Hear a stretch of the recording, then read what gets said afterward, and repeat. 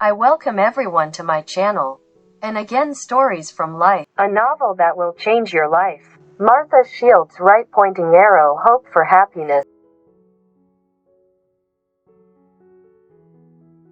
Yes, you finally found yourself a good guy. Claire smiled sadly as she looked at the door where Jake had just disappeared. You think so? I used to think that only Hank had a happy family life. And I was about to give up on you, but you did a great job. Claire knew her brother better than anyone, and she caught the sadness behind the half-joking tone. Taking his hand, she said softly, telling you that you too will someday find your happiness is useless, especially when you feel lonely. But I know that it will be so. Her brother kissed the top of her head. I am 32 years old, and 360 days a year I spend on the road. But that's exactly how you found Cheryl Ann. Cheryl Ann Varn was a writer that Travis had been engaged to years before, until he caught her with another. Travis snorted. Yes, and you saw how it ended. She wanted me because I'm the $1 million cowboy with $1 million in my pocket. When will I meet a woman who needs me myself, and not my victories in TV interviews? Claire sighed. It will happen when you least expect it. Hope you meet someone soon. You deserve happiness as much as I do. Chapter 10. Standing in the middle of a small car park store, Mrs. Warren shook Claire's hand with feeling. Well, it's time for me to run. It was a pleasure to meet you, Mrs. Anderson. Maybe at least now Jake will spend more time at home. Take care of it yourself. Okay, I'll try, Mrs. Warren, Claire said. Nice to meet you. Alex came over. Do you understand now how proud Jake is of his young wife? This is the 7th person who has met you today. Jake is probably running around town right now telling everyone about you. Claire smiled involuntarily as she imagined Jake, the head of Pony Investments, running around town. Although during the month that they lived together, Jake had long ceased to be just a successful entrepreneur for her. He's just explaining what he's doing around 3 kids. By the way, where did they go? You can't go for ice cream for an hour. Alex took her shopping bag from the cart and put it in the car. They must have met someone and are chatting. I don't understand why he even needed to come with us. Does he think women can't drive? I was already afraid that he would come with us. It was not enough for me to explain to the whole store why I need a pregnancy test. Men love to go to the city just as much as women do. Claire raised her eyes to the sky. Don't forget that this man lives in Denver. Yes, that's right. I forgot. Maybe he just doesn't want to leave you for long. Yes, here they are. Claire put the last bag in the Jeep, the one with the pregnancy test securely hidden in the bottom, and turned to see Jake surrounded by 3 children. Why hadn't she noticed before that he had a cowboy walk? Or is it because he traded expensive Italian shoes for plain shoes? Seeing Alex, Matt ran up to her. Mom, look. Uncle Jake bought us all new shoes. With these words, the boy proudly put forward one foot in a bright blue boot with red, yellow and green arrows on the side. Sarah was wearing red boots with snowflakes, and JJ was wearing solid dark brown ones.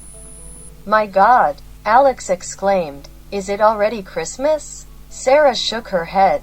Uncle Jake said there would be even more presents for Christmas.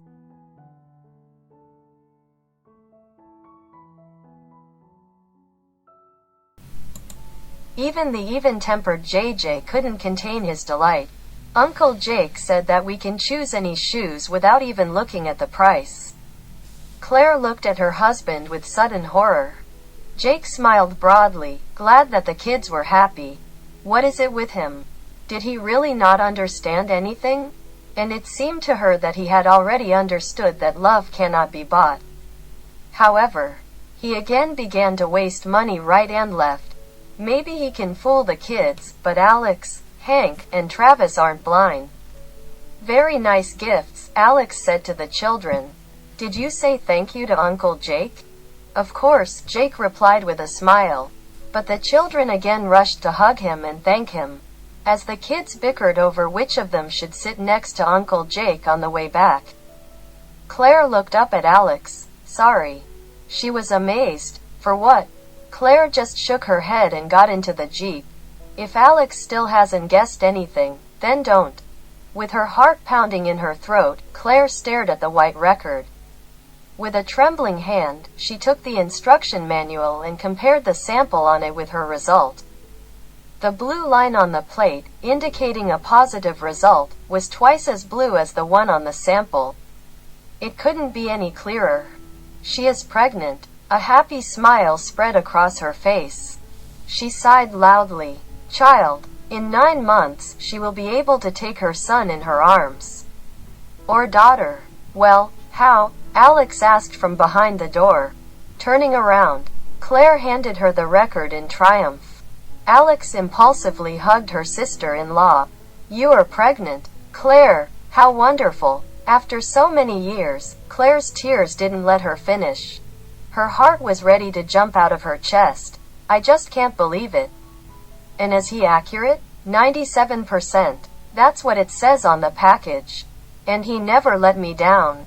Now you need to go to the doctors as soon as possible. Alex began to speak seriously. It's important not to miss anything. The doctor will tell you the approximate date of birth. Prescribe vitamins. Claire, are you here? Jake's voice came from the bedroom. She's here, Jake, Alex said. Then she added in a whisper, I wish I could see how happy he would be. But it's better to leave you alone. When Alex left, Claire didn't know what to do in her excitement. Dropping the instruction paper, she grabbed the edge of the tub to keep from falling. From the bedroom came the voices of Alex and Jake. Alex laughed, then the door slammed shut. Jake appeared at the bathroom door. What are you hiding here? Claire looked her husband in the face. His swarthy, sharp features became so familiar to her in this short month, as if they had lived together all their lives. But she still couldn't predict his reactions. They did their best to conceive a child. And so they succeeded. What's next? Will he now treat her like other investments when they exhaust their resources? But what if he decides to push her into the background and do new things? There is only one way to find out about this. Taking a deep breath, Claire handed the white record to Jake with a trembling hand. He frowned uncomprehendingly. A second later, his face lit up. Seeing the dough box on the toilet lid, he turned to Claire. It means that that means I'm pregnant, she said softly. Any woman could not wish for more. Jake's face lit up and he grabbed Claire in his arms and twirled her around the room. Then, placing her on the floor, he buried his face in her hair and whispered, For that you should drink a bottle of champagne. No, a whole case of champagne. Claire couldn't help but smile. I can't do it now. Jake pulled back a little and looked at his wife.